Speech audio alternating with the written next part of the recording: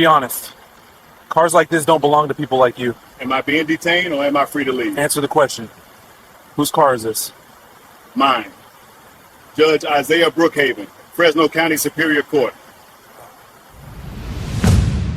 The officer thought the Lamborghini was stolen. He never imagined the man holding the pump decided court cases for a living. It only took one sentence to change the direction of the night. So whose car is this supposed to be?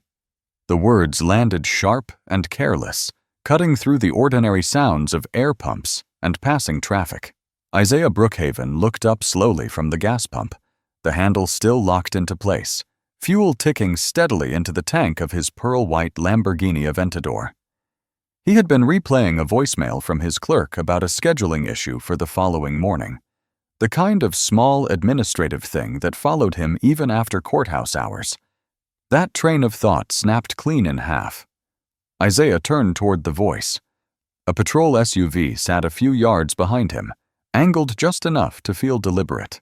The officer stood beside it, one hand resting near his belt, the other casually tapping a flashlight against his thigh. The badge read, Thomas Ridgway. His expression carried a crooked half-smile, the kind that didn't reach the eyes. "It's mine," Isaiah said, calm, even. "I'm just getting gas." Ridgway didn't respond right away.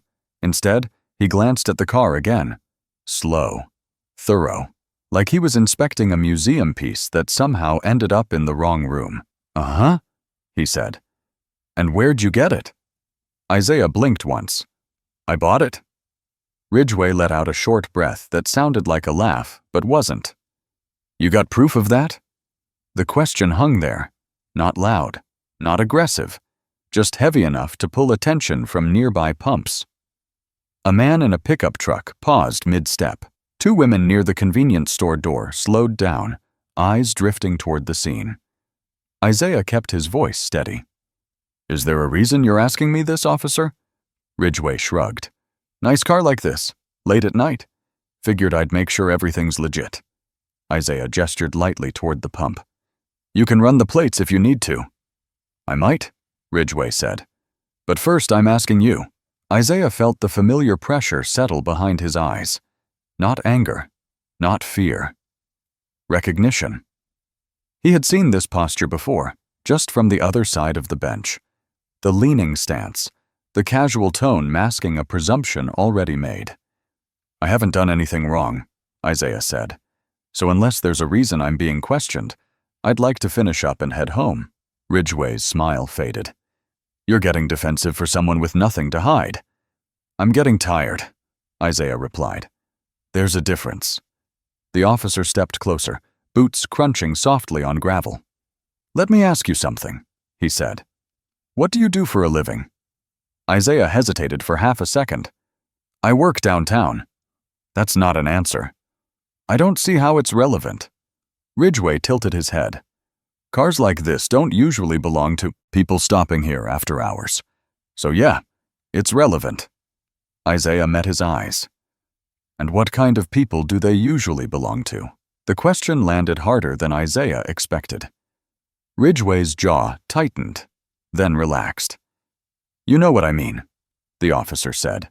A phone lifted a few pumps away. A woman in a denim jacket had started recording, not saying a word, just holding steady. Isaiah took a breath, slow, measured. "Officer, am I being detained?" Ridgway scoffed. "I'm just asking questions." "Am I free to leave?" Ridgway glanced at the pump, then back at Isaiah. "Once we clear this up." "Clear what up?" "Ownership." Isaiah nodded once. "Okay," he said. "Then I'd like to know what law I'm suspected of breaking." The silence that followed was louder than any answer.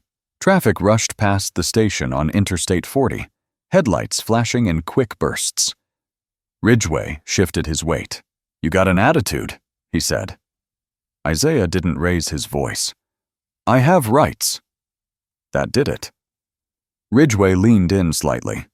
"Let's be honest," he said, lowering his tone. "Cars like this usually don't belong to people like you. So help me understand how you pulled this off." The words hit with surgical precision. Not shouted, not dramatic, just naked assumption, laid out in public. Isaiah felt the room narrow. The pump clicked off behind him. Fuel finished, timing almost cruel in its precision. He removed the nozzle and replaced it slowly, giving himself a moment. Then he turned back. "My name is Isaiah Brookhaven," he said. "And before we go any further, I need to know whether this conversation is going to stay voluntary." Ridgway opened his mouth to reply, but the night had already taken a direction neither of them could undo. But the next few words would flip the balance in a way no one at that gas station expected. Ridgway straightened up, as if Isaiah's last sentence had nudged something loose in his head. He glanced around the station, then back at Isaiah, his voice dropping into something tighter. "You don't get to control how this goes," he said. "I do." Isaiah exhaled through his nose. "Then please explain what's happening, because from where I'm standing, I'm being questioned without a reason." Ridgway stepped closer to the front of the Lamborghini, resting a palm on the hood like it belonged to him. "I asked how you paid for this car," he said. "That's not complicated." Isaiah's eyes followed the hand, then returned to the officer's face. "You're asking me personal questions that have nothing to do with public safety." Ridgway shook his head. "Everything has to do with public safety." A car pulled in at the far pump, slowed by curiosity. The woman filming adjusted her stance, making sure both men stayed in frame. Her presence added weight to every word now. "Let me try this another way," Ridgway said. "You got a job?" "Yes." "What kind?" Isaiah paused. "Why does it matter?" "Because people who drive cars like this usually work certain kinds of jobs." "And what kinds are those?" Isaiah asked. Ridgway's lips pressed together. "High-paying ones." Isaiah nodded slightly. "Then you've answered your own question." Ridgway laughed, louder than necessary. "That's cute, but I'm not buying it." Isaiah felt heat rise behind his ribs. He kept his hands visible, fingers relaxed at his sides. "You're not required to buy anything. You are required to follow the law." Ridgway's eyes narrowed. "Careful." "With what?" Isaiah replied. "Asking for clarification?" The officer took a step back, then another forward, a restless back and forth that suggested irritation more than control.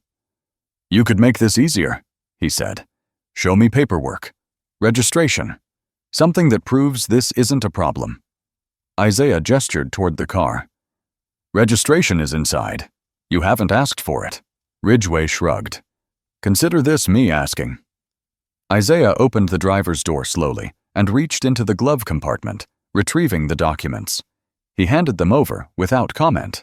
Ridgway scanned the paperwork, eyes moving quickly, then more slowly. The name matched. The address checked out.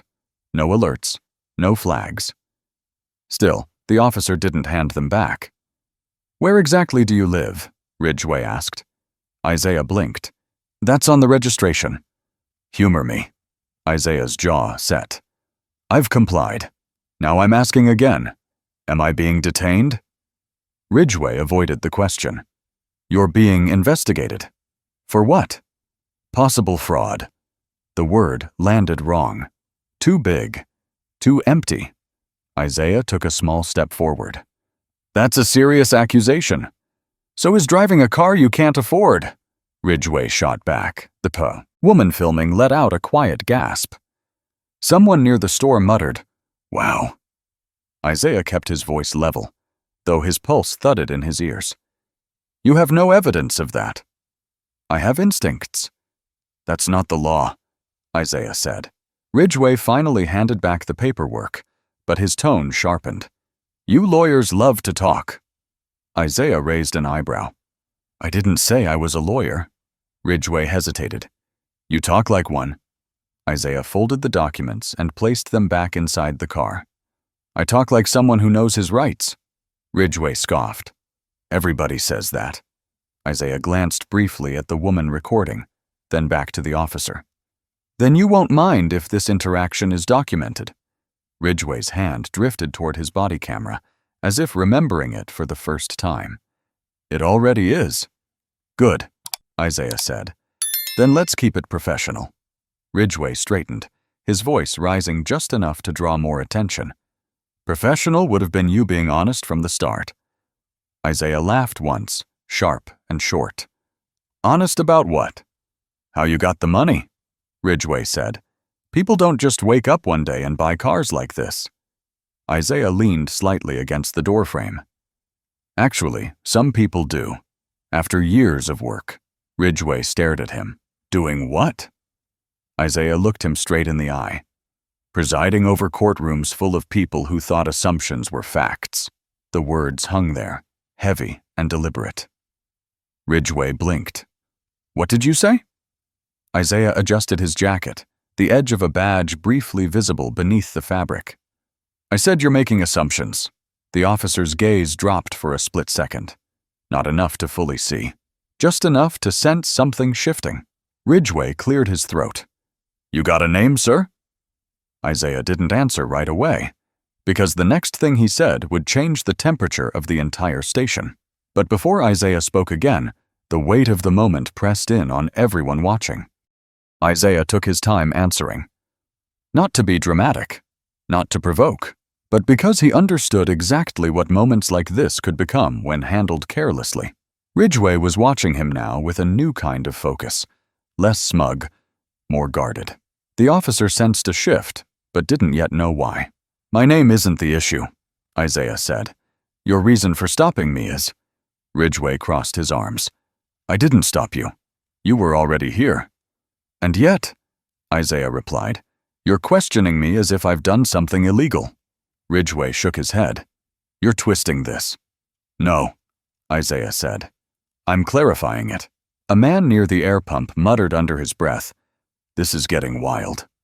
The woman recording zoomed in slightly, careful not to draw attention to herself. Ridgway's voice rose. You think you're smarter than me? Isaiah met his gaze. I think you're used to people not questioning you. That struck a nerve. Ridgway stepped closer again, his shadow stretching across the hood of the Lamborghini. You don't get to lecture me at my job. Isaiah didn't back away. Then don't do it poorly in public. The words landed hard.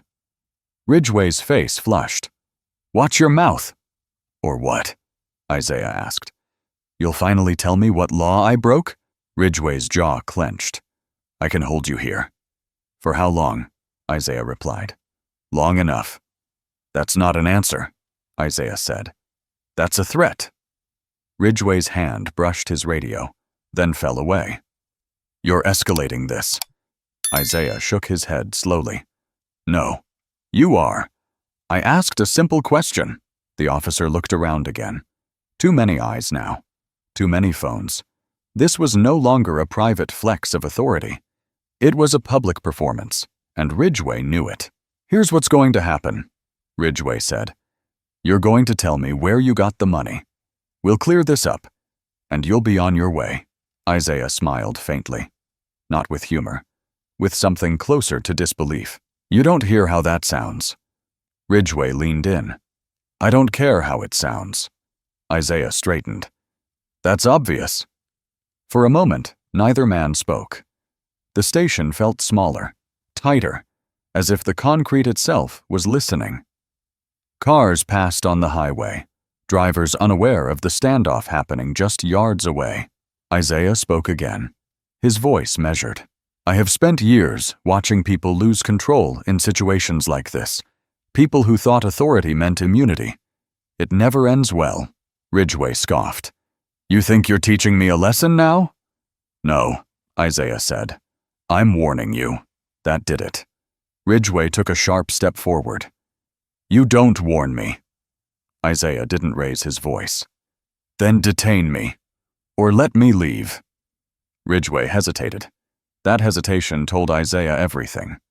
You can't, Isaiah continued, because you don't have grounds, and you know it. Ridgway's face tightened. You're making assumptions.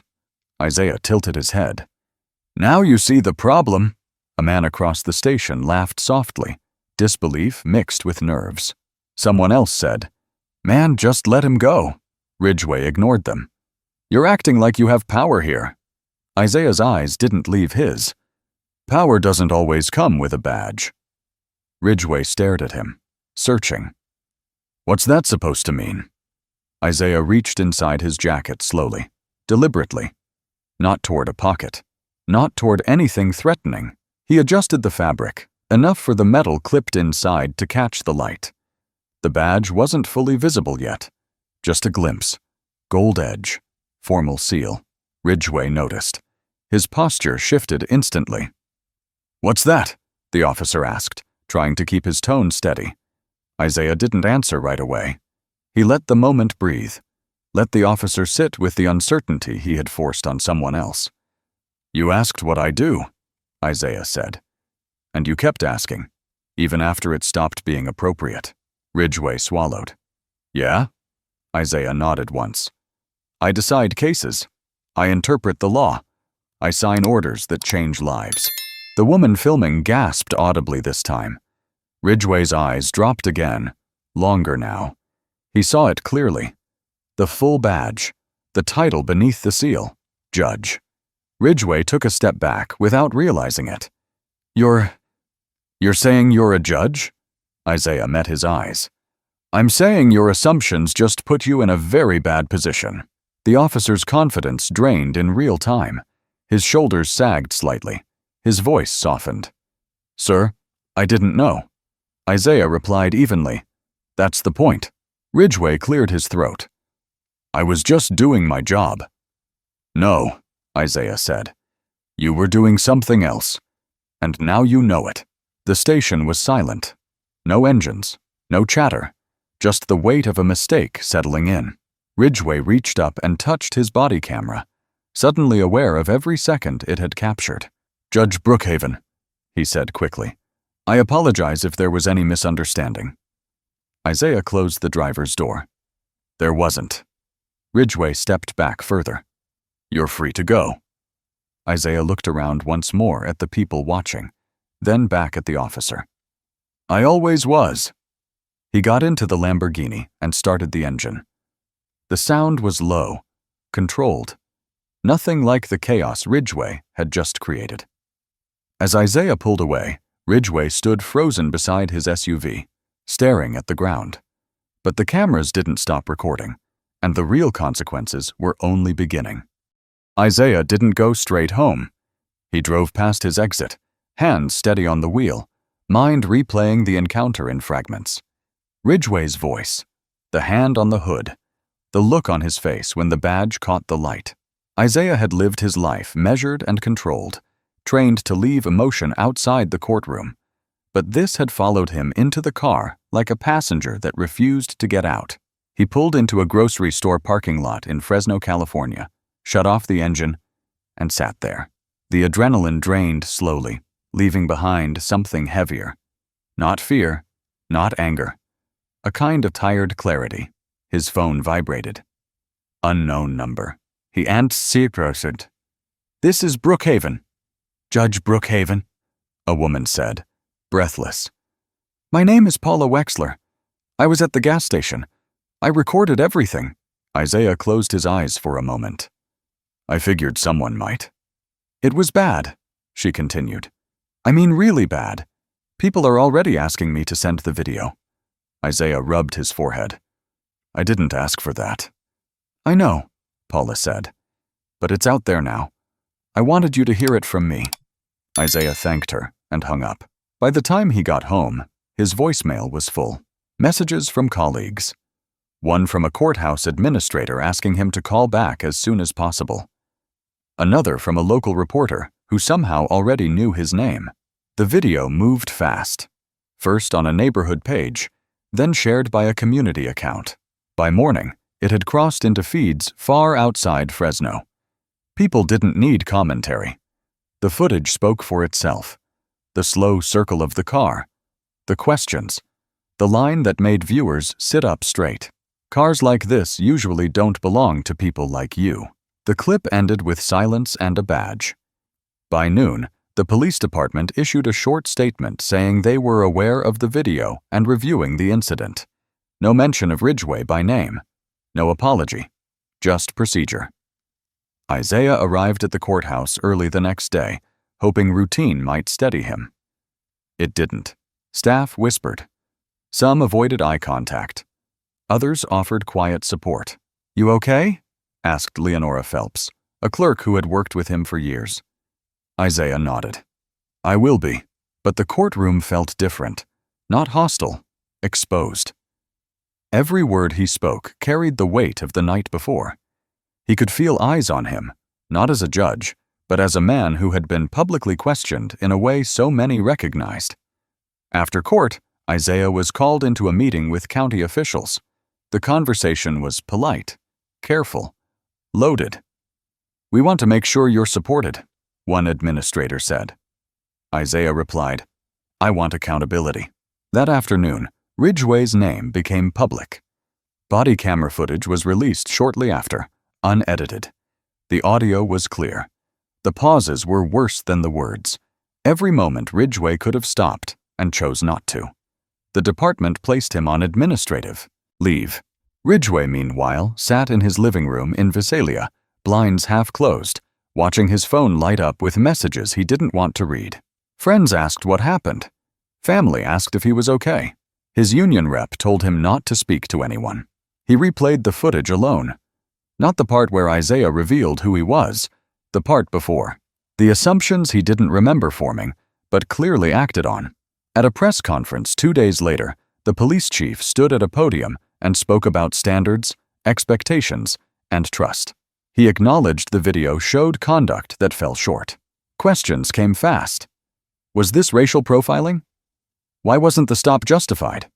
Will Officer Ridgway be fired? The chief answered carefully.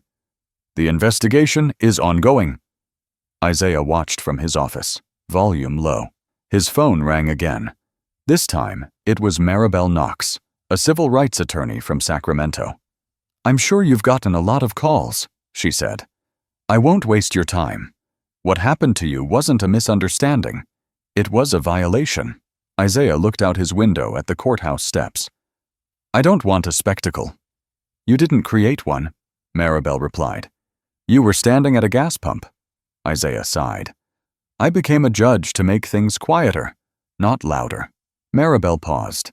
Sometimes quiet protects the wrong people. That night, Isaiah sat at his kitchen table, paperwork spread out, television muted. He thought about the people who would never get to reveal a badge. People who left encounters like that shaken, humiliated, or worse. He signed the papers. The next morning, the lawsuit was filed in federal court. Unlawful detention, discrimination, abuse of authority. The city responded with surprise, then concern, then urgency. Ridgway was officially dismissed 3 days later. Resignation tendered before termination paperwork could finalize. The story stopped being about one night. It became about a pattern. But as the legal process moved forward, the real cost of that assumption was still coming into focus. The lawsuit changed the tone overnight. What had started as a viral clip turned into a legal document that people actually read, not skimmed. Read. Every line described the same few minutes at that gas station from multiple angles, and none of them made the department look good. City attorneys requested meetings. Union representatives issued statements. Commentators argued on television panels that Isaiah never asked to be part of. Through it all, the footage stayed the same. No edits, no spin. Just a man standing beside a car, being questioned for reasons no one could justify. Isaiah kept showing up to work. He still took the bench every morning, robe pressed, voice steady. But during recesses, staff brought him updates whether he asked or not. "They released more bodycam," Leonora whispered one afternoon, handing him her phone. This version included audio from Ridgway's microphone before he approached the Lamborghini. A casual remark. A quiet assumption spoken out loud. Isaiah handed the phone back without comment. He didn't need to watch it again. Across town, Ridgway met with his attorney in a small office above a tax prep business. The man across the desk, Gavin Rourke, spoke carefully. "They're going to say this wasn't a stop," Gavin said. "They'll argue it was a consensual interaction." Ridgway stared at the floor. It didn't feel consensual. Gavin sighed. That's not helpful. Ridgway looked up. I messed up. That's also not helpful, Gavin replied, softer this time. But it is honest. Ridgway had stopped answering his phone. Neighbors avoided eye contact. His daughter asked why people at school were saying his name like it was a warning. The department announced policy reviews, new training, new language, old promises dressed up as progress. Isaiah met with Maribel Knox in her Sacramento office. She spread transcripts across the table, highlighting sections with a yellow marker. This part, she said. When he said the car didn't belong to people like you. That's the line. Isaiah nodded. That's when it stopped being about the car. Maribel leaned back. Juries understand that. The city pushed for mediation. Quiet conversations replaced public statements. Numbers were discussed behind closed doors. Isaiah insisted on changes that couldn't be reduced to a check. Updated procedures. Public acknowledgement. Independent review. Weeks later, the settlement was finalized. $4,200,000. Paid by the city. No admission of wrongdoing on paper. Plenty of it everywhere else. At the press conference, Isaiah stood at the podium without notes. Cameras clicked. Reporters leaned forward. I didn't come here to celebrate, he said. I came here because silence has a cost, and too many people pay it without compensation or apology. A reporter asked if he felt vindicated. Isaiah paused. I feel responsible. The department chief spoke next, voice tight. Apologies were issued. Reforms announced. Some people believed them. Some didn't. Ridgway watched the conference from his couch. He didn't recognize the man on screen who once spoke so confidently at that gas station. The badge was gone. The authority with it. He turned off the television. Isaiah returned home that evening and sat on his back porch as the sun dropped behind the trees. His phone buzzed with messages from strangers. Some grateful, some angry, some calling him brave, others calling him worse. He thought about the moment Ridgway asked whose car it was, how small it seemed, how expensive it became. The video slowed everything down, forced people to look, to listen, to confront what often hides in plain sight. Cameras didn't exaggerate. They didn't soften. They simply remembered. And memory, once shared, refused to stay quiet. But the final chapter wasn't about money or policies. It was about what people chose to carry forward from that night. The noise faded faster than Isaiah expected. Not all at once, but in pieces. Fewer calls, fewer messages. The news truck stopped parking near the courthouse. Social media moved on to the next outrage. That was always the pattern. The world absorbed a story, argued about it, then kept walking. Isaiah didn't. He felt the weight of it in quieter moments. In the way people looked at him now, not just as a judge, but as proof. In the letters that arrived at his chambers from people he had never met. One came from a man in Bakersfield who wrote, I didn't have a badge to show them. I wish I did. Thank you for standing there. Another came from a woman in Modesto who wrote about her teenage son being questioned outside a grocery store for no reason she could explain to him later. Isaiah read every letter. He didn't frame them. He didn't post them. He kept them in a drawer beside his desk, a reminder that the gas station wasn't an isolated place. It was just visible. Ridgway tried to disappear. He applied for work outside law enforcement, security jobs, warehouse work, anything without a uniform. Interviews were polite until his name came up. Then came the pauses. The careful thank you for your time. At home, his daughter asked questions he didn't know how to answer. Why did you think that about him? She asked one night. Ridgway stared at the kitchen table. I don't know, he said. That was the truth, and it scared him. Isaiah spoke once at a community forum in Stockton, California. He hadn't planned to say much, but someone asked what he learned from that night. He thought for a long moment before answering. I learned how fragile dignity can be, he said, and how powerful it becomes when someone refuses to give it up. The room was quiet. He didn't mention the money. He didn't mention Ridgway by name. He talked about assumptions, about how quickly they turn into actions, about how authority without reflection becomes dangerous. When he finished, people stood, not to applaud loudly, just to stand. Back at the same gas station weeks later, the pumps worked the same way. Cars came and went. Most people had no idea what had happened there. That felt right to Isaiah. The point wasn't to mark the place. The point was to remember the lesson. That night hadn't been about a Lamborghini, or a badge, or even a lawsuit. It had been about who gets questioned and who gets believed, who is asked to prove they belong, and who never has to. Isaiah kept driving the car, not out of defiance, out of refusal. Refusal to shrink, refusal to apologize for success, refusal to accept that silence was the safer choice. On his bench, he remained careful, fair, measured, but there was something new beneath it. A sharper awareness of how easily power slides off course, how small moments decide big outcomes. If there was a lesson in all of it, it wasn't complicated. Assumptions cost more than people realize. They cost trust. They cost credibility. Sometimes they cost careers. And sometimes, when no one is watching, they cost lives. The only reason this one ended differently was because cameras were rolling and a man knew his rights. That shouldn't be rare. Before the credits roll, before you scroll away, take a second to think about the moments you witness and the ones you walk past. If you see something wrong, don't look away. If you're in a position of authority, question yourself before questioning others. And if you believe accountability matters, share this story. Talk about it. Keep it alive. Because change doesn't start at a gas station. It starts with people deciding not to stay quiet.